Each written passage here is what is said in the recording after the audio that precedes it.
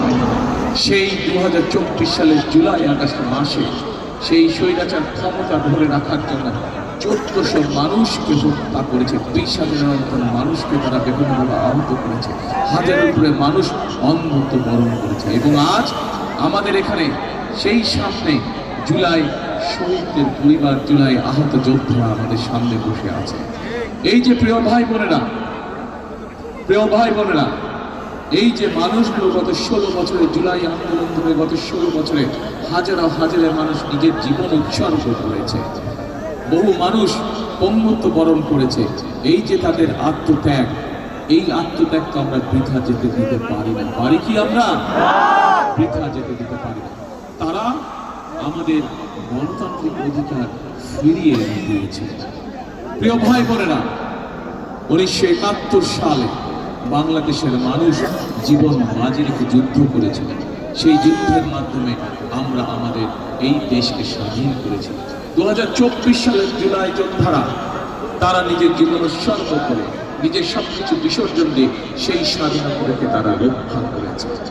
এখন প্রিয় ভাই বোনেরা, 12 তারিখে নির্বাচন।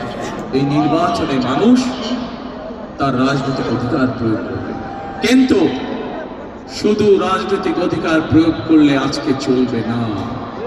আমরা বিগত 16 বছর কি দেখেছি? বিগত 16 বছর দেখেছি যে দেশের মধ্যে কতগুলো মেগা প্রজেক্টের মাধ্যমে মেগা দুর্নীতি করা হয়েছে, কিন্তু মানুষের ভাগ্যের পরিবর্তন হয়নি, এলাকার উন্নয়ন হয়নি, এলাকার ভাগ্যের পরিবর্তন হয়নি।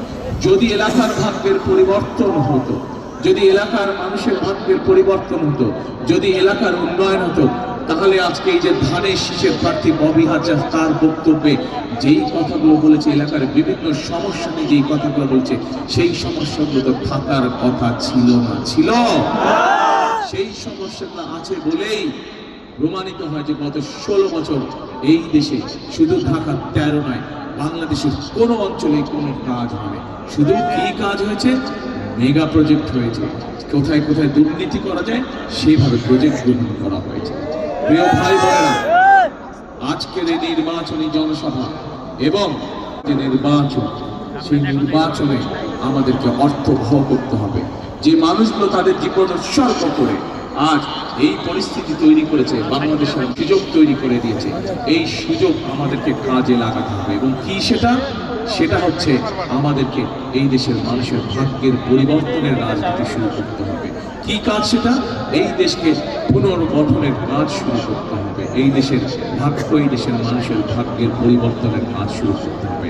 এখন প্রিয় ভাই বোনেরা, আমরা একটি রাজনৈতিক দল, আমাদের দলের নাম বাংলাদেশ জাতীয়তাবাদী দল, বাংলাদেশের মানুষ যাকে বিএনপি হিসাবে চেনে। প্রিয় ভাই বোনেরা, আমাদের দলের মার্কা কি? ধানের শীষ। এই ধানের শীষ বাংলাদেশের মানুষের জন্য কতগুলো পরিকল্পনা গ্রহণ করেছে যে আগামী দিন এই 12 তারিখে আপনারা ধানের শীষকে জয়যুক্ত করলে আল্লাহর রহমতে 13 তারিখে বিএনপি সরকার গঠনে সক্ষম হলে পরে এই ধানের শীষ এই দেশের মানুষের ভাগ্যের কিছু পরিবর্তনের জন্য কতগুলো পরিকল্পনা গ্রহণ করেছে। একটি রাজনৈতিক দল হিসাবে, একটি নির্বাচনী জনসভা হিসাবে আজ আমি হয়তো এখানে দাঁড়িয়ে আমাদের রাজনৈতিক প্রতিপক্ষ সম্পর্কে অনেক কথা আপনাদের সামনে বলতে পারতাম, কিন্তু আমি যদি তাদের বিপদ গাই, তাদের সম্পর্কে যদি কথা বলি, আপনাদের কি তাতে কোনো উপকার হবে?